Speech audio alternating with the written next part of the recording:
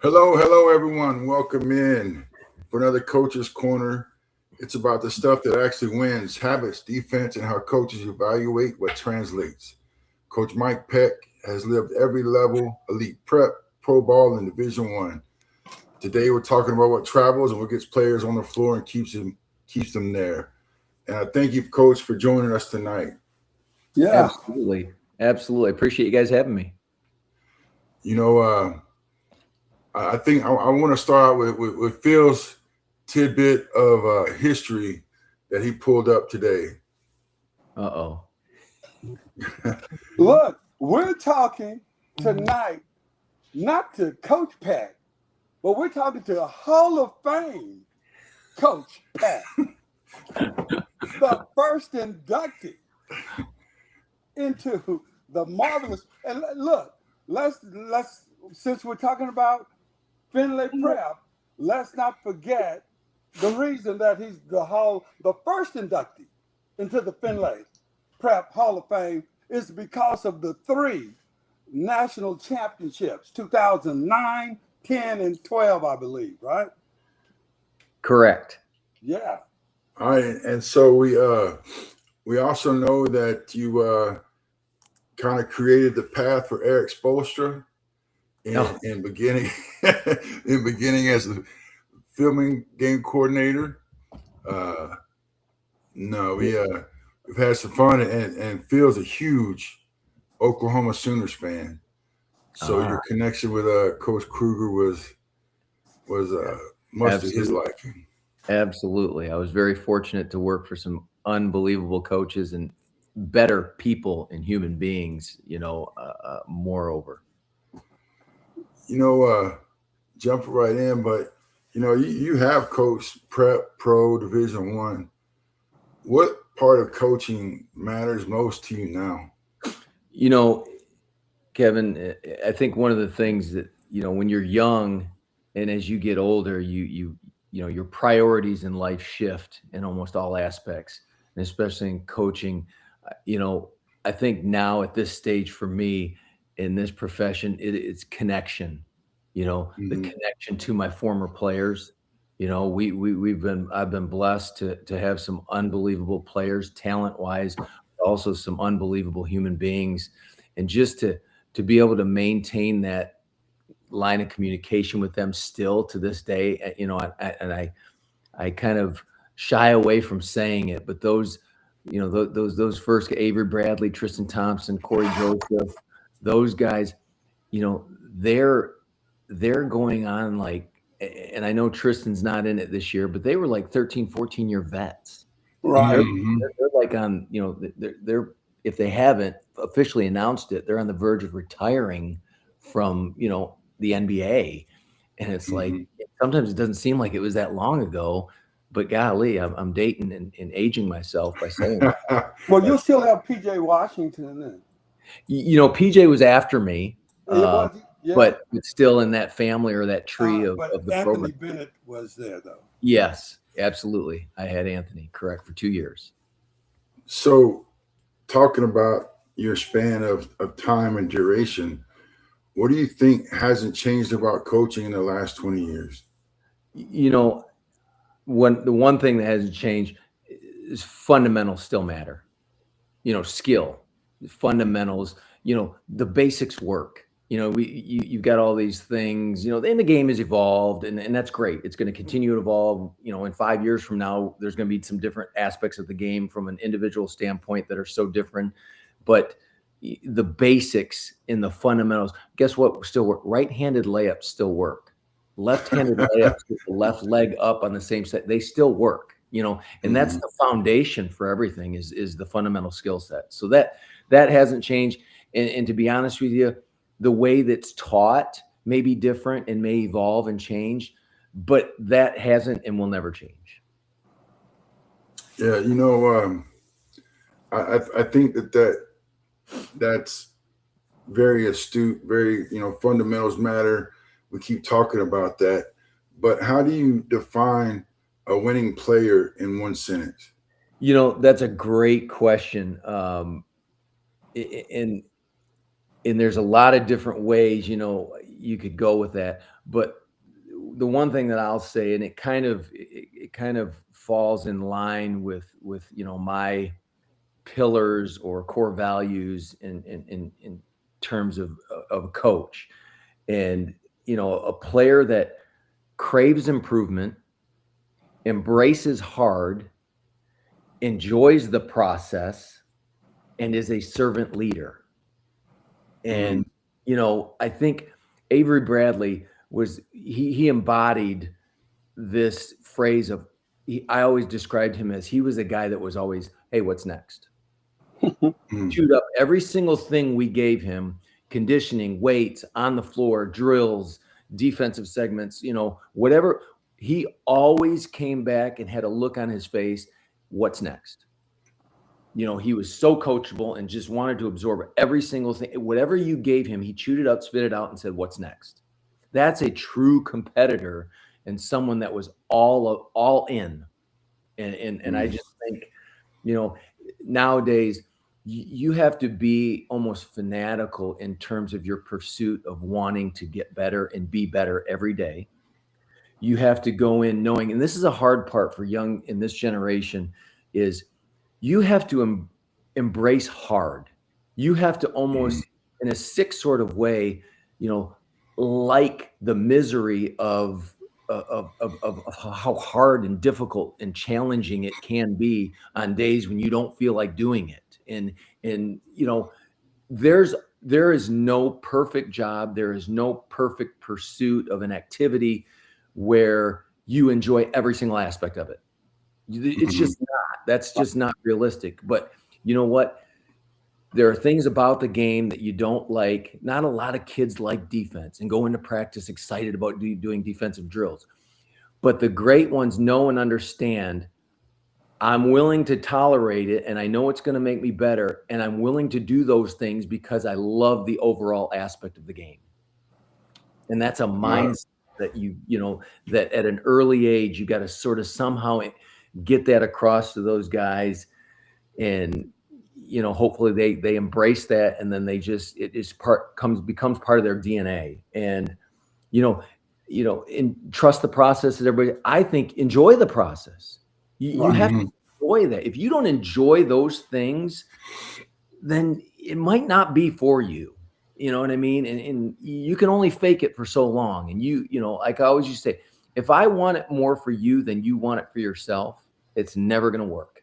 It's never going to work. At some point, that's going to come out, and you're going to be a fraud, or you're going to get out of it, and that's fine. But I just think that's so important. You got to enjoy it. If you don't, then maybe take a step back, look in the mirror, and say, okay, maybe this isn't for me, or maybe the level that I'm pursuing is too high or too great. And then the last thing, servant leadership. The great ones, any type of leader, you gotta want to serve the group. You gotta want to serve you. That's being a good teammate, thinking of others before you think of yourself. It's not about I, me, my. As soon as you're part of a program or a team, it's now we, ours, us. Right. That's how you approach it. Yeah. Being from Michigan, I was just curious, how you embraced coming back to Detroit Mercy, what that meant to you personally. Michigan is always home. It will always be home. I was born and raised north of Detroit here, played college ball 2 hours north of here, have friends and family, and just, the landscape, there's a familiarity with it. It'll always be home. It's cold as heck. I don't like the weather. I'm not going to lie to you. But it will always be home. And, that never changes. So it was, after being away for 20 plus years, to come back, in a kind of a full-time capacity was kind of neat. I live literally 1 mile away from a college teammate, one of the guys that stood up at my wedding. We get together once a week. He comes over, we hang out, so those things, as you get older in life, that you cherish and you value, are so important that I'm very fortunate to have had that now that I'm back. I want to really push in and lean into this next question because what Phil and I really focus on this platform is defense, rebounding, and what that means. But just in your perspective, when you say good defense, what does that actually mean on film? And again, not to generalize it, but competitiveness in every possession, and that's those, as much as hopefully I taught the guys that I've coached in the past early on, they've taught me equally as much, if not more, in many aspects. And being competitive was one of those things that you never really understood the elite level guys and their level of competitiveness. I remember calling after, Corey and Tristan and Avery graduated, you wanted to maintain and sustain that level of success that they helped you achieve. So you're trying to make sure you dot every I and cross every T. So I would call them in the off season and say, hey, what are things that worked? What are things that we should have done different moving forward? Give me your advice. Give me your feedback. And I'll never forget Corey. One of the first things he said is, Coach, compete on everything. Have a winner and a loser in everything you do.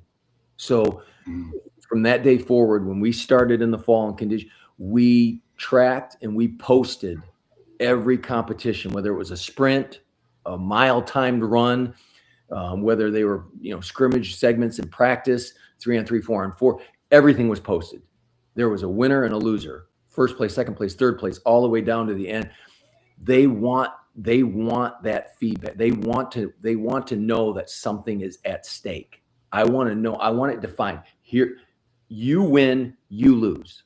You know what I mean? They want that recognition. They want that separation because that's what drives them. So just an unrelenting competitiveness on every single possession. That's defense. That's defense coming from someone that knows what they're talking about, Kev. We're talking, and I'm going to take them to UTSA, Roadrunner Country. Coach Peck, right there working. Again, like Kev mentioned, we love talking defense and working with the defense and the bigs and turn UTSA around. Great defensive numbers for the teams he worked with. But in the same breath, you got an opportunity to work with the nation's best 1-2 duo backcourt. Yes. Tell us about that, because you obviously have the talent and ability to work and transition from offense to defense. Yes. Javon Jackson and Keaton Wallace were two guys that I honestly, I was just texting Keaton last week. Javon's overseas. He's changed his numbers a few times. Him and his dad and I were texting probably 2 weeks ago, but Keaton and I have gone back and forth a little bit recently, and I'm so proud of him. We're all so proud of him. And I to be honest with you, nobody knew, but in the back of my mind, I said, he will be on an NBA roster. I just, if I had $100, every single penny of it was going to be bet that just because the way he conducted his life as a true professional, everything he did revolved around the game and his preparation, and everything was an investment in himself and in the game, from workouts to the, taking care of his body, when he went to bed, when he got up, what he put in his system, watching film, extra work, you name it. He was a pro before he was on a roster. He literally was. From the time he stepped foot on campus, he conducted his life like a true professional. And I just knew he would make it at some point. And I could not be more excited and happy for him and his family, for him being there. But those guys were, you don't get the opportunity to do that and have those type of guys and stay together for 4 years. If you think about it, Keaton Wallace was never the leading scorer. You know what I mean? He always, I'm not going to say he took a back seat, but Javon was the guy that scored. Right. Keaton was capable, no doubt about it. Any given night, I mean, he could do it. Most guys nowadays, yeah, I'm not doing that. I'm not going to be Robin or looked at or perceived as Robin. I'm Batman, and I'm going to be Batman. So I'm going to go where I can be that guy. He wasn't about that. So in terms of an ego, he wasn't consumed with that. And you know what? The credit goes to there. That goes back to his mom and dad, circle and his family. They weren't feeling, oh man, that's bull crap. You should. No, they were saying, hey, you started and played as a freshman. They stayed true to their word. You are going to be a key part of them for the next 3-4 years. This is the place for you.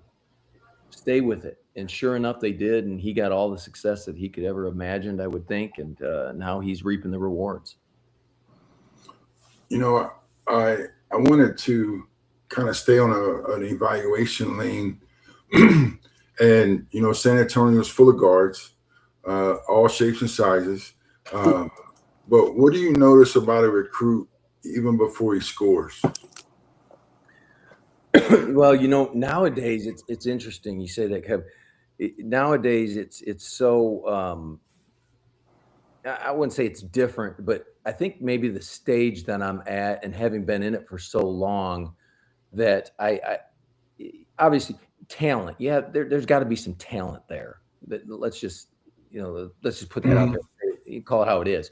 But at the end of the day, it really is, you know, like I look at demeanor, poise, body language. You know, and again, position wise, it might be a little different. I might, you know, some of those things might shift. You know, if I'm looking for a 5-man, what am I looking for in terms of the system and the way that we want to play? You know, but overall, character matters. Character matters. I'm telling you, it trumps. Nowadays, we don't have time. We don't have time to undo 17 years or 18 years of what's been done in an 8-month segment. We are coaching 1-year seasons. I am coaching you. And as we get into our season, I'm coaching you this week. We're not talking about next week. That's a whole different segment. I am coaching you for each season and each week in the season. And what's our goal is to put the best team out there that gives us the best chance to win games, period.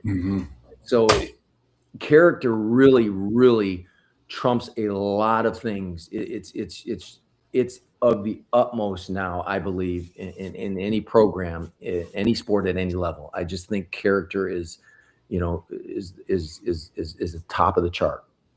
And we stand by that here. You know, we talk about it's not for everybody. And you know, we talk about the differences between talent, size, differences, those things. But one thing I know I've always impressed with how you dealt with post play, and so I just want to sneak one question in there. What is one thing that you go to work on first when you see your big man that sticks out? Like those are things we need to attack right now. Feet, footwork, and I'll say that's one of the things for any player at any level. You know, the first thing, you know, dealing with when Gav first got Gav into it when he's 4 years old, he was in the garage and it was all pivots. He had to be able to execute and tell me the difference between a right front pivot, right reverse, left front, left reverse.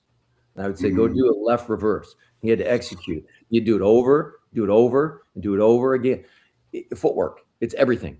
It's the basis and the foundation. And with bigs is, you know, bigs are always upright. You know, I always use low and wide. Get lower and wider. You know, have a low base balance of support, low and wide, so you're not easily moved. You know, guys make a move and then they get their base is narrow and they can't absorb any contact, and then they fall and they travel and then they're whining about a foul. It's not a foul.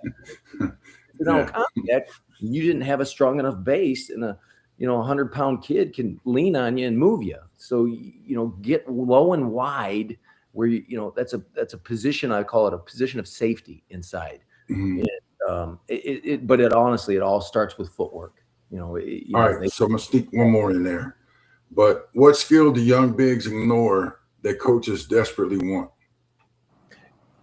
And I'll say this is not just exclusive of the bigs. It's every player, and especially communication, vocals, speak, open your mouth on the floor. You know what I mean? I need to hear what you're talk through. You go to NBA practices and NBA games, and I remember being with the Trailblazers, and it's like, holy cow, these guys on the floor, man, they are. LaMarcus Aldridge he's chirping out coverages, he's chirping out what's coming next, and I mean, it's everything. Guys nowadays just. I'll take a good example. My last couple years in the UTSA, there was a kid by the name of Trey Jemison at UAB. He had transferred from Clemson. Big, unbelievable, 6'10", built like a Greek god. Could have probably played middle linebacker and had a long career and made a ton of money. The most impressive thing about him, number one, he could really move his feet. So he had some great mobility and agility. But I tell you what, man, that guy never stopped talking on the floor, ever. From the minute the ball crossed half court for us, he was talking about ball screen, left, right, down, ice, whatever their coverage, constantly talking. And it triggered their defense. Was everything he's saying correct? No. But you know what it did? It gave those guards and those guys in front of him confidence, knowing that he was back there anchoring and knew what the hell was going on. So they could play a little more fire in their belly and get after it, be a little more aggressive, which they were, and they were really good.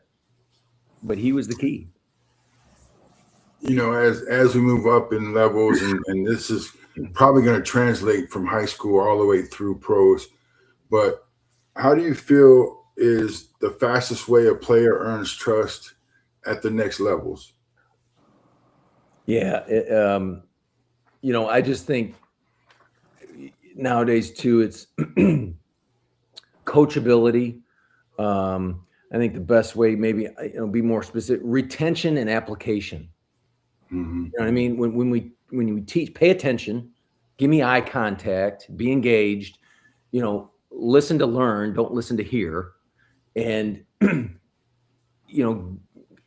me a nod and let me know that you understand. If you don't ask, I've got no problem with it. If it's something new, look, we live it. I sleep it. We talk about it as a staff. We watch it. We talk about it more. We've done it year in and year out. And then we go and introduce it. It's the first time they've ever heard about it or thought about it. So we can't expect them. But the quicker guys can retain and then apply it in a playing setting, those guys are different. They are different. And there are guys out there, but that just, and guys, I know all guys learn a little differently. Corey Joseph was more conceptual. You couldn't say it or draw it. But when you put it in on the floor one time, he got it. Nick Johnson went to Arizona, got drafted by the Rockets. He's playing overseas, great career. You had to just say it. He'd walk away from you. I used to get irritated with him because I'd say, hey, now instead of the pin down, why don't you reject the pin down and I want you to go weak side. And I wasn't even done, and he's walking away, not looking at me. Like, Nick, and he'd stick his hand up, I got you. And I'd say, okay, we'll see. And I'll be damned if that sucker didn't understand completely 100%. And he ran it like that. All right. So for applicability to kids now, what lesson from the pro level applies directly to high school kids these days? Extra work. Get in the gym. Boom. Get your butt in the gym. And here's the other thing. Then I'm going to flip it and say, oh, God, you don't have to go in there for 2 hours. I would highly discourage going in there for 2 hours because, 2, 3, 4 minutes of something, then they go 4 minutes on their phone. Get it 30, 40 minutes, hard, intense work. Put your phone down. If you want to put your earbuds in, great. But don't touch your phone. And go hard for 30, 40 minutes. Have it be intense. Sweat, breathe hard, and get out. but get in the gym. One thing those pros did, boy, I tell you, they just would shoot. They would do extra work every day. That's Keaton and Javon. We get back from a road trip. We'd had to usually took the first flight out of a city because we flew commercial. So we get up sometimes at 4:30, get a 6 a.m. flight, land back in San Antonio after connecting in Dallas or Houston, land about 10:30. They'd walk in the locker room, throw their stuff in, quick change, and get on the floor. Get shots up. It's just like that's what those guys do. That's what real pros do. They just, why are you doing? That's just what they do. And they do it not because they're like checking a box saying, well, I have to do it. I'm obligated. It's a duty. That's all they know. That's just the way they're wired. And that's extra work. True gym rats.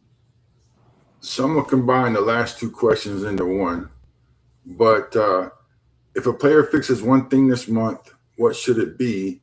And what should players take more ownership of? I would say, and this has become, more is I just think the body language and the demeanor. I think, you see so many kids, and some of them, it's negative in terms of they're frustrated, and it's either at the refs, their coach, or their teammates, or the other teammates, or the fans. But then some of them, it's just themselves. Shoulders go down, miss a shot, or turn the ball over. Look, I don't know of any player that's going out there with the intention of missing a shot or throwing the ball in the stands. It happens to everybody. You know what I mean? Let's just avoid it becoming a pattern, and let's, learn from what led to that, and let's avoid that. But don't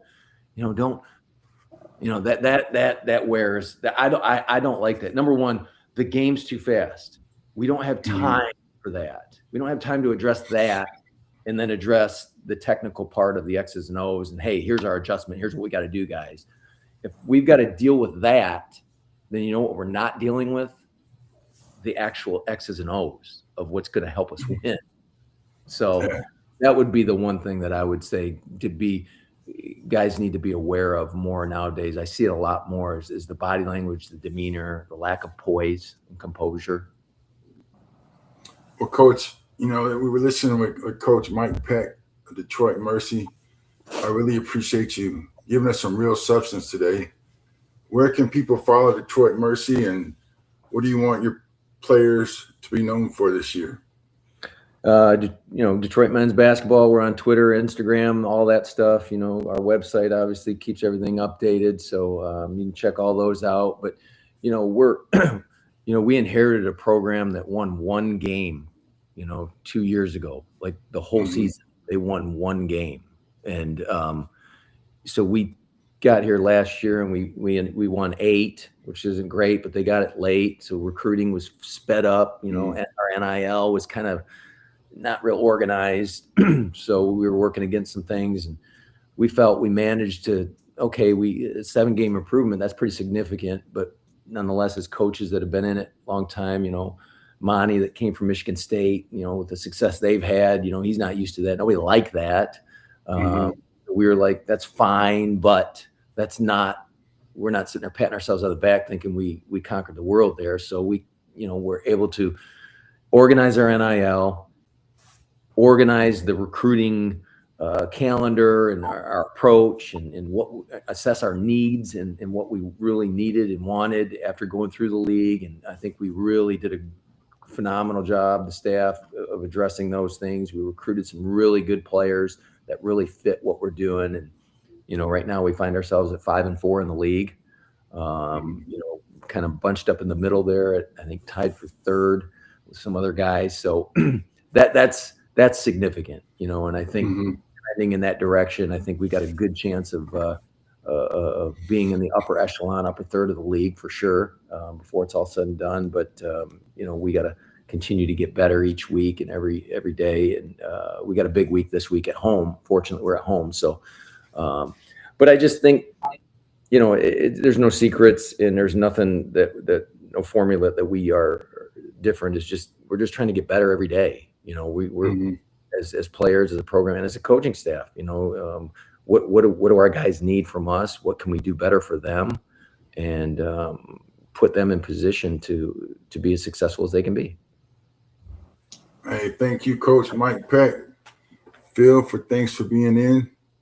And remember, it ain't for everybody. Amen.